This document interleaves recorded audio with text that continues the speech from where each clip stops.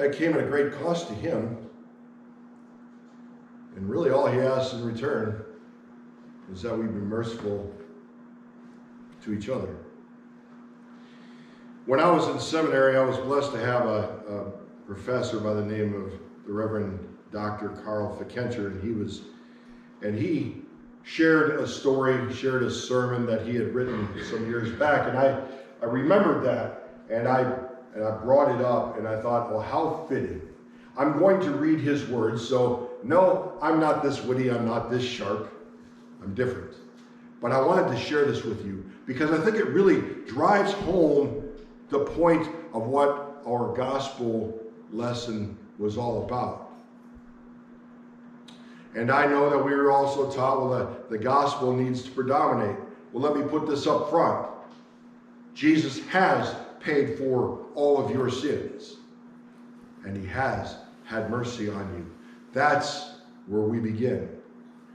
There was a certain king who wanted to settle accounts with his servants, and when the first was brought before him, he began to review the records. You owe me 7,000 bushels of wheat, 4,000 vats of olive oil, 40,000 measures of olive oil, and 4,000 measures of fine flour. You're long overdue. Master, the servant replied, please give me more time and I'll repay everything. What, more time? Not with 50 years of bumper crops. You can't pay me back. Besides, it's not your wheat that I want. The truth is, you have nothing I need. Then, please, sir, couldn't you just overlook it? No, that's not possible. The debt must be paid. But I'll tell you what I can do. I'll arrange the payment myself. I'll bear the loss. Now, as to the matter of your kingdom service, let's see, 3 years of military duty is compulsory. Somehow you seem to have avoided that. 10 years of civil labor is required. 5 years of sir, I'm an old man. I can't pay that back. You said yourself, I have nothing you need. That's right. But the debt must be paid. But take heart. I will arrange payment. I'll bear this loss. This too, I forgive you. The servant turned to leave. Where are you going? I thought you said I was forgiven. I did. For all these things, the crops, the service, you've been forgiven. But we haven't finished. There are several matters that are a good deal more pressing. You owe me more than just things. You owe me your allegiance, your loyalty, your love. That means actions. That means obedience to my commands. That means doing to all my people what I would have you do to them. For example, you owe me for those precious children of yours. I know you love them, but there are times where you treat them more as a nuisance than a treasure. You owe me for loafing at work. I don't care if it didn't hurt the company.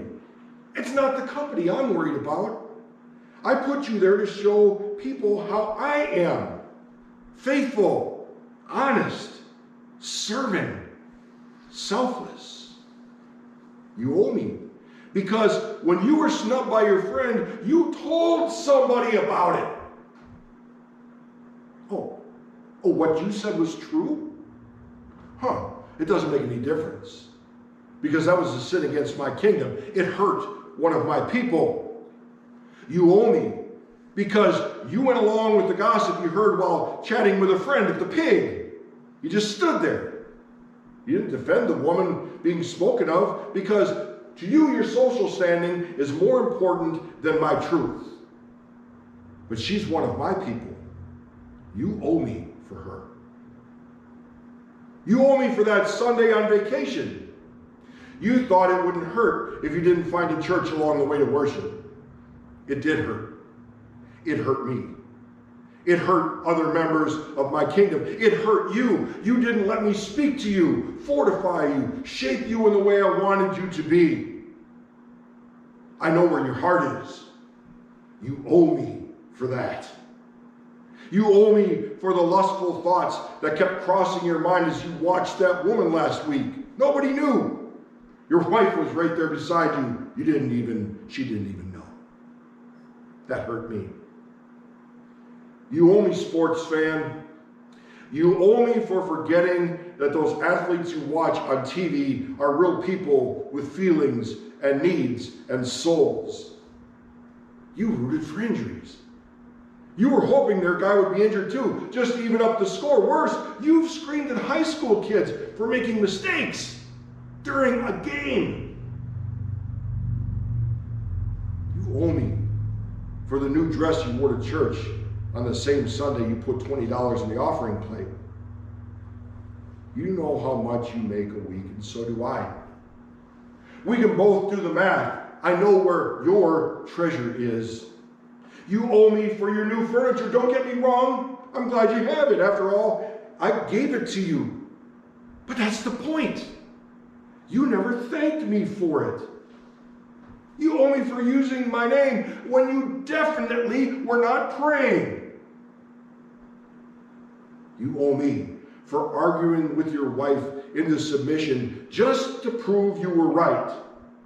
And by the way, you weren't right. You're never right when you win that way. And while we're on the subject, you owe me for working harder at getting your wife to submit to you than you work at loving her the way Christ loved the church and gave himself up for her. I didn't tell you to do that. Check my word. I never told you to get her to submit to you. I told you to love her. You owe me for being angry at me when your loved one died, for disciplining your child in anger rather than in love, for holding back that little detail when you sold your car. You owe me for forgetting that your kids are watching your every single move and learning from what they see. You owe me for making the offhanded remark and embarrassing your husband the other day. You owe me for blaming rather than excusing your pastor's slip-up, for being too busy to fulfill your duties as a council member, for being too busy being a busy pastor to care for one of your members who is hurting. You owe me for not making faith in me the number one priority in your marriage, and for not making faith in me your number one criterion in considering a marriage partner. You owe me for not trusting your spouse to share in important family decisions. You owe me for the times you refused to acknowledge that I am taking good care of you and insisted instead on having a pity party for yourself. You owe me for hurting the feelings of that girl at school. Don't you know I'm counting on you to show her my love? You owe me for dissing your parents, for some of the things you've done to get a date, and for some of the things you've done while on your dates, for being a little proud of some of the ways you've broken rules because you think you're smarter than those in authority over you. You owe me for playing favorites among your friends. It's hurt some of them, you know. Or don't you know? You owe me for being jealous of your friends and neighbors, for hating them because they have something that you want. You owe me for not taking better care of your body. It's really mine. You owe me for putting sinful pictures and words and sounds into your head after I warned you not to. Now you can't get rid of them. You owe me for the cold shoulder you gave that long-lost member when she finally came back to church. It's going to be very difficult, if not impossible, ever getting her back now. You owe me for leaving somebody who needed you. You know who that is. You owe me for passing by the other side when you saw a poor man who needed your help. You owe me for using harm done to you as an excuse for your sin, for nodding and saying all the right things at church and then going out and living as if it didn't mean a thing. You owe me for tolerating false teachings about me, for pride that won't let you admit you were wrong, and for that certain other something nobody knows about except you and me. You owe me for spending more time working on your outside than on your inside, and for spending more time looking at everybody else's outside than at their insides. You owe me for ho-humming all those sermons about Jesus dying on the cross. Tune them out. Yeah. I already heard that. I already know that part. Yeah. Hey, is my son hanging there? Who do you think is paying all these debts that you owe? Doesn't that excite you?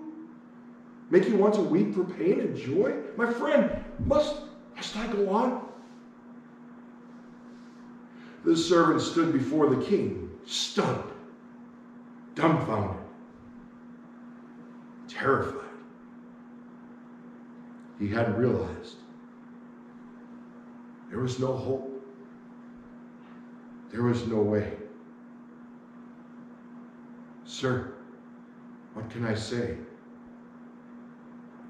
And the king said, don't say a word. I have paid your debts. I have borne the loss. So you are forgiven. Tearfully, the servant said, am I really forgiven for all these things, really? Yes, for all these things and a lot more too. You are forgiven. Go in peace. Relieved, the servant went out, and as he went, he met one of his fellow servants. When the second servant saw the first coming to the king's palace, he said, hey, I want to talk to you. I've been thinking about things I said last night. The guy said, forget it. Yeah, but that's not all, the second servant went on. The reason I said those things was because I've been kind of jealous and I've really been looking to pick a fight. Truth is, I've taken every shot I could to bring you down.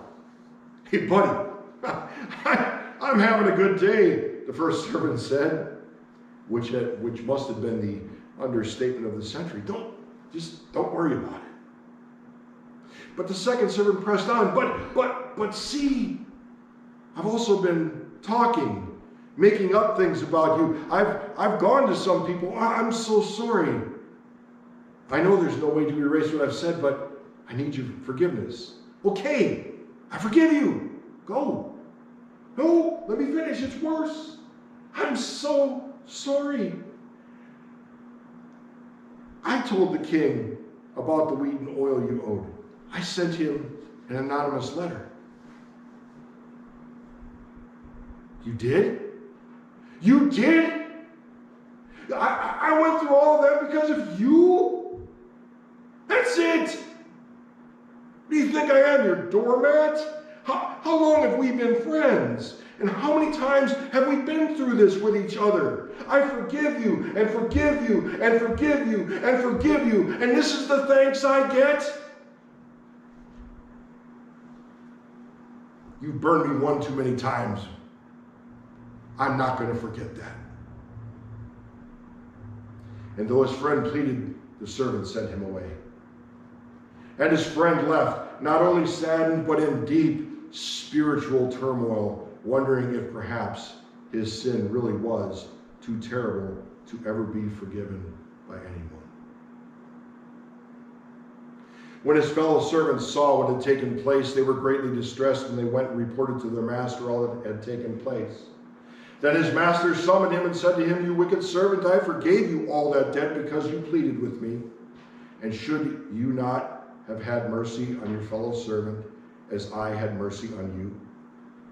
And in anger, his master delivered him to the jailers until he should pay all his debt. So also my heavenly Father will do to every one of you if you do not forgive your brother from your heart.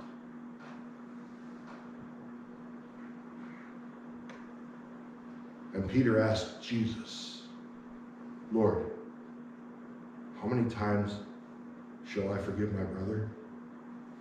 7 times?